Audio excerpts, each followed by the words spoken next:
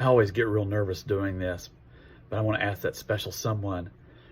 Mrs. Dickens, will you go to homecoming with me?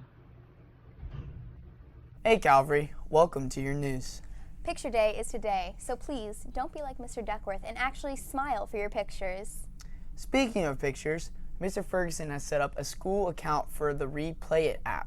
This is an easy way for students to share their favorite school moments with the yearbook team. You can find the app in your Apple or Google App Store. Just enter the CCS information and start submitting your photos. If you took pictures from retreat, please send those in as well. If you are interested in joining the academic team, please turn in your forms to Mr. Sexton or Mrs. Hyab by Monday, September 16th.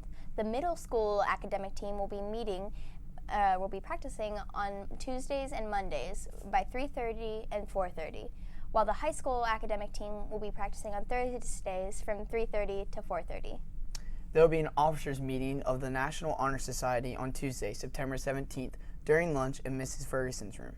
Now for a special announcement about homecoming. Our Student Council President, Silas Craven. Bye!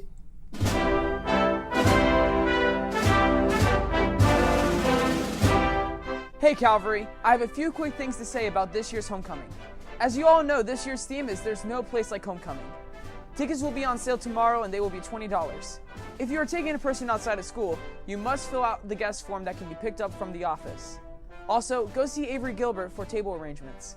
And one more quick reminder, do not dress up according to the theme. This is a semi-formal event.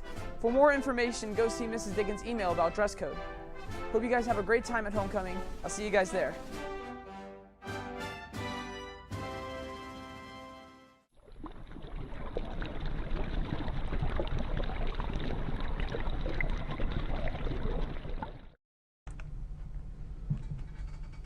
Welcome back, Calvary. I'm student body chaplain Christian Nurse, back again with your verse of the week. Today we'll be reading from the Bible's Old Testament. Make it the New Testament. Today's reading is from Hebrews 10:25. Not neglecting to meet together, as is the habit of some, but encouraging one another, and all the more as you see the day drawing near. What this means is we should all be kind to each other, and always not to neglect our friends, but to make sure that they count, because our days are numbered. Thank you.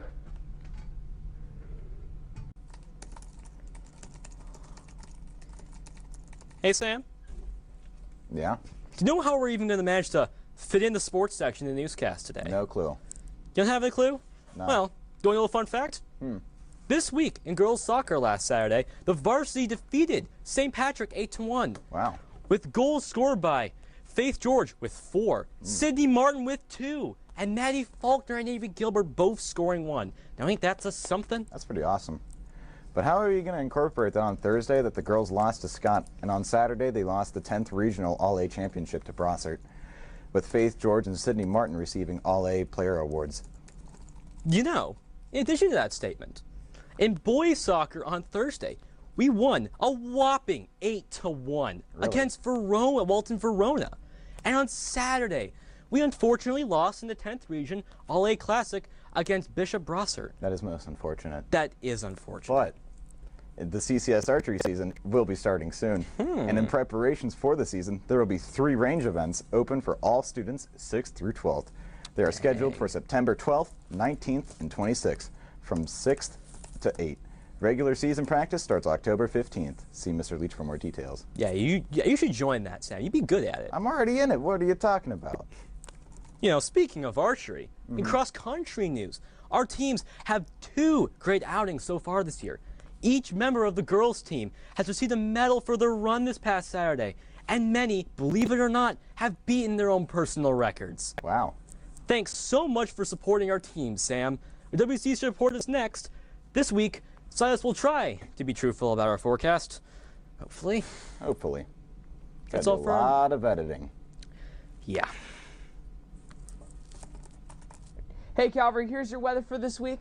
So today it's going to be partly cloudy with a couple stray clouds here and there. It's going to be a high of 93 degrees and a low of 72. On Thursday it's going to be partly cloudy with a high of 93 and a low of 72.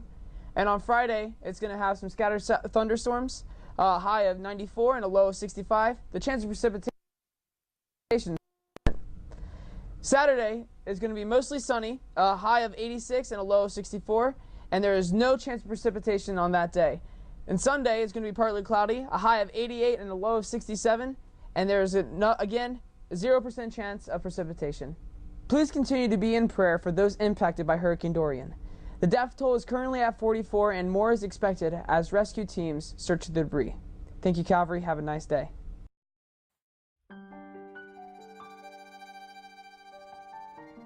So I was actually at the doctor's office waiting to find out whether or not I was pregnant with Wolf. And I was sitting in the waiting room waiting for them to call me back, and I saw the first plane fly into the first tower. Driving to work, I had a toddler and a little baby, and we were going to preschool. On 9/11, I was actually here. It was a school day, and so I was in my office, and we got news that something had happened in New York, and so we started turning on the TV and around here and looking to see what had happened. Students whose parents were pilots, and they were all in the air flying that day. And so we had a number of students coming down not knowing if their parent was one of the pilots on the airplanes. I was a teacher, and I had a third grade class, and after I was finished at the doctor, drove back to school, and we were in lockdown the entire day. And some parents were coming to school to try to pick up their kids because they were worried that it was kind of like the world was ending. It seemed like there was that much fear and kind of chaos in the country that day. The first time that I got to see the World Trade Center Memorial, and if you haven't been, you should go. It's really amazing. One of the most moving things about that is when you're there, you can see little flags, and you'll see flowers every so often, just sort of stuck down into the names, and I didn't know what that was about, and so I asked one of the tour guides there, and he said, every time you see a flower in one of those names, it's that person's birthday. And so every day of the year, someone goes around from that and puts a flower to remember that person